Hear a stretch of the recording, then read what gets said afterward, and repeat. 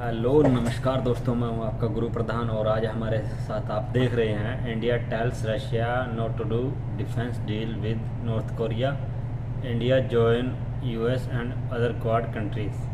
तो वही इंडिया ने बोला है कि नॉर्थ कोरिया को भी आप इनके साथ डिफेंस डील मत करो, क्योंकि ये चाइना को सपोर्ट करते हैं और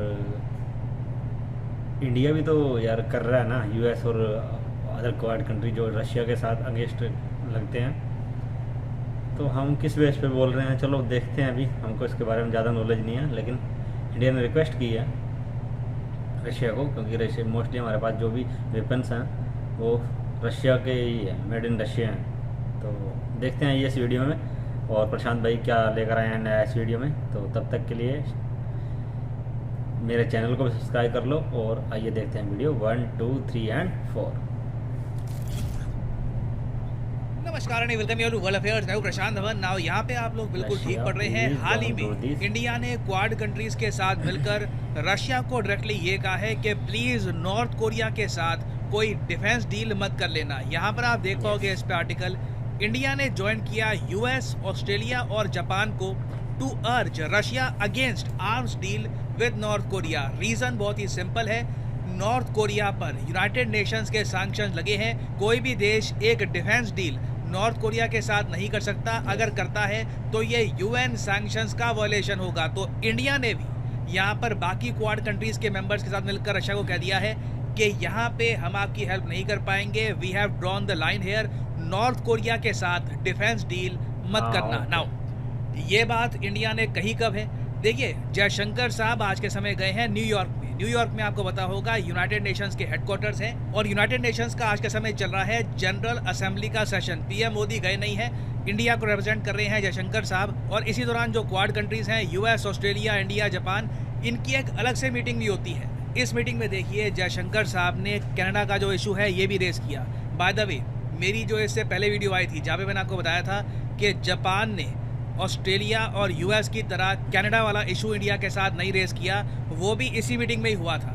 जापान से उम्मीद थी कि जापान भी जो कनाडा का इशू है, निज्जर का इशू है, वो रेस करेगा, मगर जापान ने ऐसा नहीं किया। इंडिया ने अपनी तरफ से ये कहा है कि देखिए कनाडा में अब सेफ हेवन बन चुके हैं आतंकवादियों के लिए। ये जो वर्ड है हेवन नहीं है, इसका मतलब है हेवन, मतलब कि बहुत सारे सेफ एरिया बन चुके हैं आतंकवादियों के लिए। और बाकी कंट्रीज को प्रूफ भी दिखाया कि देखिए ये सब एविडेंस है। हम कई सालों से कनेडियन गवर्नमेंट को कह रहे थे कि इन टेररिस्ट के अगेंस्ट एक्शन लीजिए, मगर कनेडियन गवर्नमेंट कोई एक्शन नहीं ले रही। और यहाँ पे आप देख पाओगे इस पे बहुत आर्टिकल पब्लिश हुए हैं। Jaishankar exposes Trudeau's Khalistan bogey hypocrisy in Quad meeting. तो ये इंडिया ने किया ना। जब कनाडा का इशू डिस्कस हो चुका था, उसके बाद फोकस आया 2023 के नॉर्थ कोरिया रशिया समिट पर। ये जो सारी बातचीत हुई है क्वाड में about Russia and north Korea, इसका रीज़न यही है क्योंकि सितंबर 2023 में ना किम जोंग उन एक रेल यात्रा पे गए टू रशिया। इसके बारे में आपने सुना होगा, ट्रेन से। जी हाँ, किम जोंग उन बाय एयर बहुत ज़रा कम ट्रैवल करते हैं। तो ट्रेन से किम जोंग उन नॉर्थ कोरिया से ऑल द वे गए रशिया में, और नहीं रास्ते में इन्होंने चाइना का रूट नहीं लिया, डायरेक्टली इनकी ट्रेन नॉर्थ कोरिया से इस तरीके से गई रशिया में। और ये मॉस्को भी नहीं गए। ये जो सारी मीटिंग है ये रशिया के फार ईस्ट रीजन में हुई है। यहाँ पे वैसे ही फार ईस्ट रीजन को प्रमोट करने के लिए एक समिट कर रहे थे व्लादिमीर पुतिन, उसी दौरान किम जोंग उन भी यहाँ पर आ गए।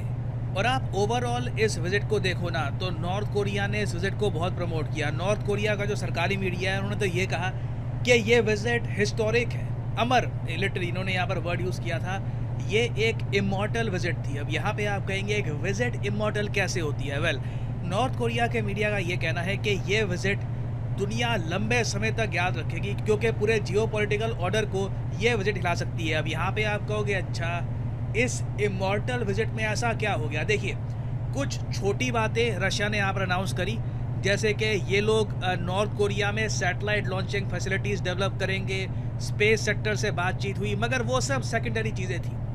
मेन सबसे बड़ी बात यहाँ पर ये डिस्कस करी गई कि रशिया और नॉर्थ कोरिया वापस अपना मिलिट्री कोऑपरेशन स्टार्ट करने वाले हैं। किम जोंग उन देखिए जहाँ पर सुखोई फाइटर जेट बनते हैं उस फैक्ट्री में गए, रशिया के बहुत सारे वेपन्स टेस्ट किए, और इससे साफ साफ लग रहा था कि रशिया और नॉर्थ कोरिया के बीच में एक ऐसी डील हो सकती है जिसमें north Korea for the time being जो इनके पास स्टॉक पाइल पड़ा है वेपन्स का वो भेज देगा रशिया को, ताकि रशिया उसको इस्तेमाल करे यूक्रेन के अगेंस्ट। क्योंकि देखिए अगर हम बात करें एम्यूनेशन की, बेसिक वेपनरी की, तो उसमें रशिया को एडिशनल हेल्प चाहिए। हमने रिसेंटली देखा कि ईरान ने भी रशिया को डिफेंस इक्विपमेंट एक्सपोर्ट किया था। तो बात ये चल रही है कि नॉर्थ कोरिया भी सिमिलर तरीके से रशिया की हेल्प करेगा अगेंस्ट यूक्रेन। उसके बदले में रशिया अपनी टेक्नोलॉजी, फाइटर जेट्स की, सैटेलाइट लॉन्च की, ये सब शेयर करने वाला है नॉर्थ कोरिया के साथ। अभी इस पर कोई ऑफिशियल कंफर्मेशन हुई नहीं है, मगर व्लादिमीर पुतिन ने अपनी तरफ से कह दिया है we are open to a defence cooperation with North Korea. यहाँ पे आप देख पाओगे article, Vladimir Putin says military cooperation with Kim Jong Un is very much a possibility. तो ये वर्ड सुन के ही ना प्राइमरली 3 देशों के कान खड़े हो गए, यूएस, साउथ कोरिया, जापान। यहाँ पे आप देख पाओगे ये नॉर्थ कोरिया के बिल्कुल साथ में साउथ कोरिया और जापान, और यूएसए के मिलिट्री बेसेस आपको मिल जाएंगे साउथ कोरिया और जापान में। लिटरली हजारों यूएस सोल्जर्स आज के समय साउथ कोरिया और जापान में डिप्लॉयड है। तो क्वाड के जो ये 2 बड़े देश हैं यूएस और जापान, इनका सबसे बड़ा कंसर्न ये है कि कई साल पहले जो यूनाइटेड नेशंस ने नॉर्थ कोरिया पर सैंक्शन लगाए थे, जिसके अंडर कोई भी देश वेपन्स एक्सपोर्ट नहीं कर सकता नॉर्थ कोरिया को, अगर रशिया ये जो सैंक्शंस हैं इनको तोड़ता है तो ये एक बड़ा जियोपॉलिटिकल इवेंट होगा। उसके बाद मैं आपको बता दूं एक पॉसिबिलिटी ये भी है कि बहुत सारे यूएन कंट्रीज रशिया को यूएन सिक्योरिटी काउंसिल से निकालने का भी सोचे। जहां तक मैं देख पा रहा हूँ, आई मीन अगेन ये प्रेडिक्शन नहीं है, एक बस बात शेयर कर रहा हूँ आपके साथ। एक पॉसिबिलिटी ये सामने आ रही है कि इन द फ्यूचर, अभी तो नहीं कहूँगा, कुछ सालों बाद अगर रशिया की कुर्सी यूएन सिक्योरिटी काउंसिल से ख़त्म कर दी जाती है तो उसकी जगह इंडिया को एंट्री मिल सकती है। That can happen. अब वो इंडिया एक्सेप्ट करेगा या नहीं करेगा, उस वक्त क्या समीकरण होंगे, उस पर मैं कमेंट करूंगा नहीं। मगर मैं बहुत लंबे समय तक रशिया को यूएन में as a UN security council member नहीं देख रहा। इसमें एक बहुत ही बड़ा इफ लगा के चलूंगा, अगर इस बीच 2024 में डोनाल्ड ट्रंप जैसे प्रेसिडेंट आ जाते हैं यूएसए में, जो रशिया के प्रति रिलेटिवली सॉफ्ट हैं, जो यूक्रेन के साथ नेगोशिएशन करा देते हैं, वॉर खत्म हो जाती है, तब ऐसा कुछ नहीं होगा। मगर मान लीजिए बाइडन वापस पावर में आ जाते हैं या फिर कोई ऐसा प्रेसिडेंट आता है जो बहुत ज़्यादा एंटी रशिया हो, मुझे लगता नहीं है कि रशिया यूएन सिक्योरिटी काउंसिल के रूल्स के हिसाब से लंबे समय तक चलेगा। और फिर अगर हम बात करें इंडिया नॉर्थ कोरिया रिलेशंस की, तो इंडिया नॉर्थ कोरिया रिलेशंस काफ़ी ख़राब हैं। आई मीन कोई रिलेशंस है नहीं, कुछ एग्जिस्ट करता नहीं है, ट्रेड कुछ ज़्यादा है नहीं। रिसेंटली हमने ये भी देखा कि जब नॉर्थ कोरिया ने इंटरकॉन्टिनेंटल बैलिस्टिक मिसाइल टेस्ट किया था तब इंडिया ने कंसर्न रेज किया था। नाउ इसका एक बहुत ही सिंपल रीज़न ये भी है क्योंकि नॉर्थ कोरिया एक डायरेक्ट सिक्योरिटी थ्रेट पोज करता है जापान को। जापान एक ह्यूमंगस इन्वेस्टर, ना सिर्फ इन्वेस्टर, इंडिया को लोन देने वाला देश भी है। हमने बिलियंस ऑफ डॉलर्स का लोन लिया है जापान से, ऑल्दो बहुत ही ज़्यादा मिनिमल इंटरेस्ट रेट से। Japan is very important for India's economic success. तो इसलिए भी आप कह सकते हैं कि इंडिया के रिलेशंस नॉर्थ कोरिया के साथ इतने अच्छे हैं नहीं। तो ये कोई सरप्राइज़ की बात नहीं है कि इंडिया रशिया को भी ये कहेगा कि देखिए नॉर्थ कोरिया के साथ डिफेंस डील मत कर देना, क्योंकि बाद में जब इस इशू पर वोटिंग होगी, कभी मान लो यूएन में या फिर कहीं ना कहीं इस डिफेंस डील की निंदा करने की बात आएगी, हम पीछे नहीं रह पाएंगे। हमें क्वाड कंट्रीज़ के साथ, बाकी वेस्टर्न कंट्रीज़ के साथ उस वक्त आलोचना करनी होगी नॉर्थ कोरिया और रशिया की। और जो ये क्वाड कंट्रीज़ का मैसेज गया ना रशिया को, मेरे हिसाब से रशिया इसके बारे में सोचेगा, क्योंकि इससे रशिया पर डेफिनेटली एक प्रेशर बिल्ड होता है। इंडिया एक बहुत ही बड़ा बायर रशियन ऑयल का, वो भी रशिया को ओपनली कह रहा है कि नॉर्थ कोरिया के साथ डिफेंस डील आप अगर करते हैं तो ये यूएन सैंक्शंस का वायलेशन होगा, please do not do this. और अनअकैडमी के प्लेटफॉर्म पर मेरी कुछ एक्स्ट्रा क्लासेस भी हैं, आप देखना चाहें देख सकते हैं। यहाँ पे PG10 कोड यूज़ करके जो क्लासेस हैं ये आप देख सकते हैं। कई टॉपिक्स होते हैं जिन पर मैं चैनल पे वीडियो नहीं बना पाता, तो वो यहाँ पे आपको मिल जाया करेगा। So enjoy these classes. Thank you.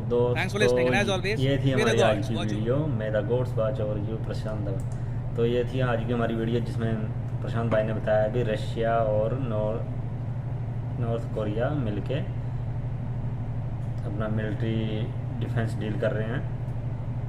तो क्योंकि नॉर्थ कोरिया पर सैंक्शन लगे हुए हैं और रशिया पर भी, और इंडिया इनकी मदद के लिए बोल रहा है, इनकी हेल्प के लिए बोल रहा है। अभी यूएन ने जो अपर एक्शन ले लिया, फिर हम वहाँ कुछ नहीं बोल सकते आपके गेस्ट, क्योंकि आप नॉर्थ कोरिया से डील कर रहे हो, क्योंकि वो दुनिया से कटा हुआ है हर एक मामले में नॉर्थ कोरिया।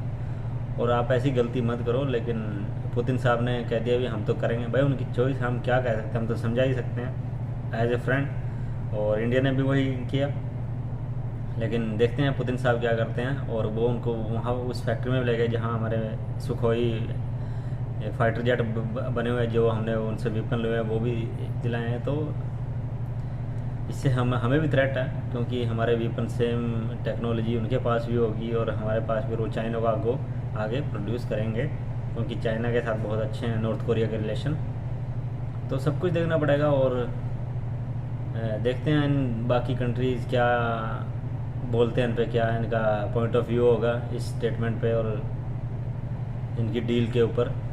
फ़िलहाल इंडिया ने अपना पॉइंट रख दिया है, अभी आप इनसे डील मत करो, डिफेंस डील मत करो, और अपना यूएन सैंक्शन से भी आप बच जाओगे। क्योंकि यूएन में अभी जयशंकर साहब गए हुए हैं न्यूयॉर्क, और वहाँ उनका जो भी ऑफिस वगैरह हैं, तो वहाँ भी वहीं से ये बातें आती होंगी भी हाँ ऐसा मत करो, आप कोई हेल्प नहीं कर सकते। हम हर एक जगह रशिया के साथ खड़े हैं और रशिया हमारे साथ खड़ा है अब तक। लेकिन अब हमारे हाथ खड़े हो जाएंगे, क्योंकि पूरी दुनिया ही आपके अगेंस्ट आ जाएगी, उसमें आपके सपोर्ट में कोई नहीं होगा, और उधर हम कुछ नहीं बोल सकते। हमें भी आपको यही बोलना पड़ेगा भी आपने गलत किया। तो थोड़ा रशियन पुतिन साहब को भी सोचना चाहिए और अपने फ्रेंड इंडिया की बात मान लेनी चाहिए। लेकिन वो बाकी इनकी अपनी मर्जी है, हम क्या कह सकते हैं। और वीडियो बहुत अच्छी थी, इंफॉर्मेटिव थी, अपने बच्चों को भी दिखाइए, आप भी देखिए। प्रशांत भाई की वर्ल्ड अफेयर बाय एकेडमी की चैनल पे सभी नॉलेज वाली वीडियोस होती हैं, कुछ ना कुछ सीखने का ज़रूर मिलता है, दुनियादारी का पता लगता है, वर्ल्ड में क्या चल रहा है, इंडिया में क्या चल रहा है। तो ये थी हमारी आज की वीडियो, बहुत अच्छी वीडियो थी। और भाई ने समझाने की बात की है इंडिया ने अपने दोस्त को, बाकी दोस्त देखता क्या करता है। तब तक के लिए जय हिंद, जय भारत, जय हरियाणा।